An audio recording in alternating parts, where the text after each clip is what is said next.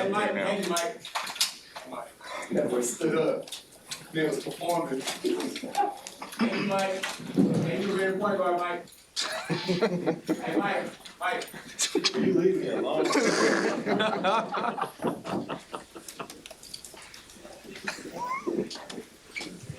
Mike, just what did it take for you guys to dig as deep as you did tonight to pull this one out? I thought it took a lot of resiliency from our guys. There was a lot of moments there where, the game could have went the other way, or we could have let go, and guys weren't let the refs or big plays or anything kind of get in our way. We just kept moving forward, next play mentality, and just basically back against the wall. We had to be, more urgent and more desperate than we've ever been, and it showed tonight. Mike, you were among the people that said Ant needs to play with kind of more force, needs to go to the basket, forget about the threes a little bit. When did you know that this was going to be a different type of game for him, that he was coming in with a different mindset? You could tell after game 3, honestly, the way he was speaking in the locker room, things he was saying, the excitement to get to game 4.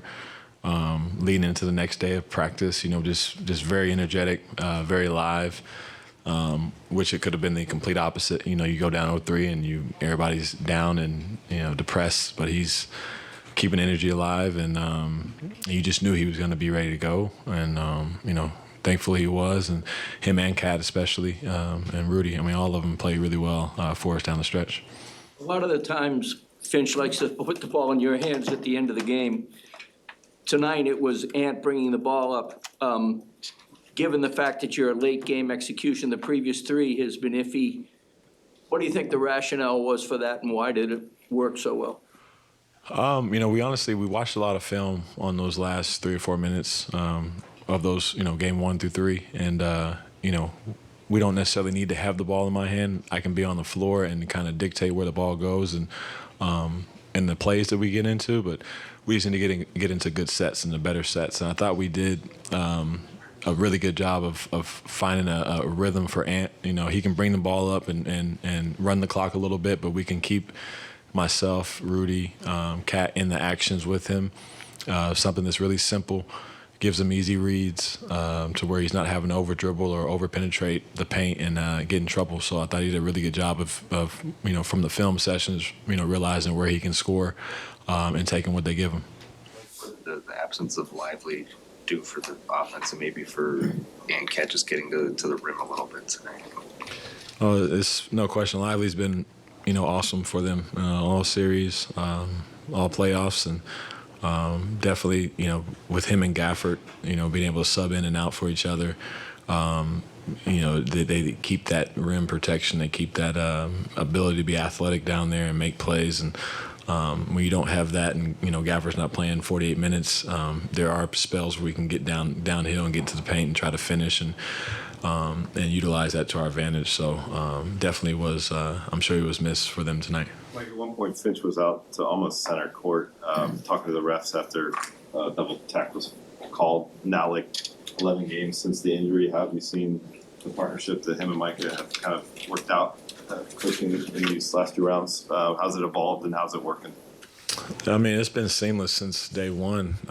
I think Coach is getting more and more comfortable with his knee now, and he's moving a lot more without crutches. And tonight he surprised us and was in the huddle, just sitting down and stuff. And I'm like, this is good to see him getting back at it. But Micah's been the same, all year, and same all playoffs, being vocal, being the coach that he is for us. And those 2 guys have really just done a great job of handling this situation that could be, disastrous, in other teams.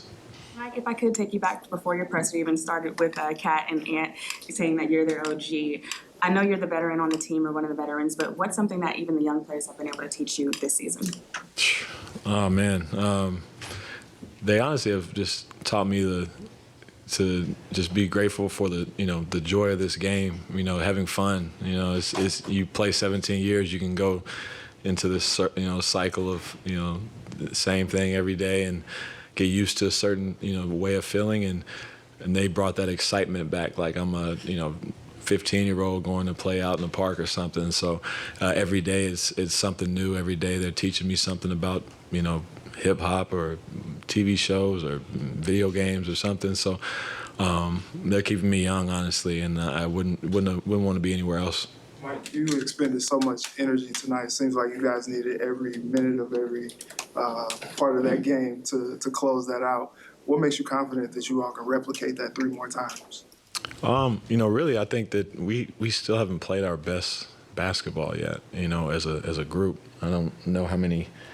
We had a bunch of turnovers, 14 of them, I think, tonight. 14 turnovers in any game is you can lose you a game, and we cut that down. We make free throws. Like, we have big nights from our guys. Like, we still have a lot of room to improve. So that's the exciting part about our situation. We just know that there's a lot more in the tank.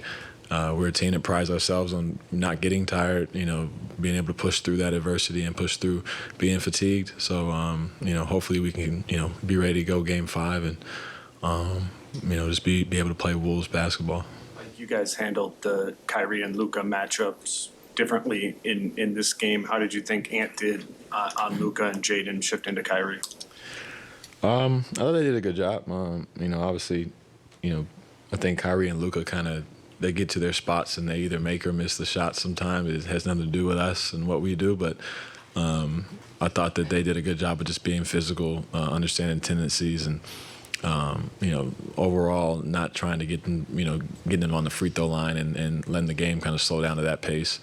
And when we defend without fouling, I think we're a much better complete team as far as what we try to accomplish on a consistency level. And those two guys were definitely big for us in that matchup switch. Mike, Carl took just 1 3 in that first half and 2 through 3 quarters. You had said, we got a lot of guys that can shoot threes. Was that the kind of style of play you guys were looking for?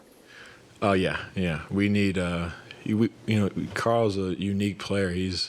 Some games when he's missing the 3, you want him to play inside because he can. If he's inside and things aren't going well, you want him to space the floor because he can. He's that diverse in his skill set. But for him and our team, for him to be able to knock down the 3 and space that floor, it opens up the game for everybody else. It opens up the game for Ant. Myself as guards trying to get into the paint and make plays. And I think it gets him into a good rhythm, being able to pump fake and get guys off their feet and get downhill and finish over big guys and make plays himself because he's a pretty good passer when he gets downhill. They were only shooting 36% in the first half, but that you guys were tied. What was the conversation like at halftime, really, to kind of get you guys to want a little bit more in the second half? Honestly, at halftime is just whatever you got left in the tank, you got to find it. It wasn't necessarily about numbers or what we, were doing or what they were doing. It was like, man, we have to finish possessions. We have to be the first one to the loose ball. We have to box out. No more, second chance opportunities. Like all the hustle things, creating turnovers and getting out in transition. All those things got to be in our favor. And I thought in the second half we just did a better job of getting to those opportunities and allowing ourselves a chance to win. Like, you guys had a lot of frustration with the refs throughout the game, and then your coach comes out of the second row and gets that tech, and then after that starts taking over the huddles and grabbing the board, and seemed to be a moment when his intensity came through. Did that have an impact on the group? Yeah, it honestly does. Finchie he's our leader. He's the guy that's made this thing work from the beginning, and to have him be on the sideline but behind the bench for the majority of these playoffs, you forget the impact you can have when your coach is up, getting technicals and yelling, and when you see him hobbling around to do it, it's impressive, and that's. It lit a fire on all of us. Obviously we're all kind of frustrated at whatever call it was and what